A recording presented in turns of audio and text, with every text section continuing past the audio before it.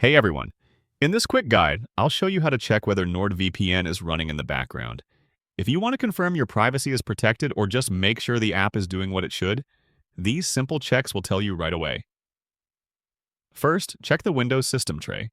In the bottom right corner of your screen near the clock, click the small upward arrow to show hidden icons.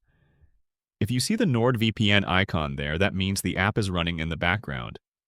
Now take a look at the icon itself. If it's blue or shows that you're connected, your VPN is active and protecting your connection. If the icon is gray, the app is open but not currently connected to a server. That color change alone gives you a quick status check. Another easy way to confirm NordVPN is running is by checking your IP address.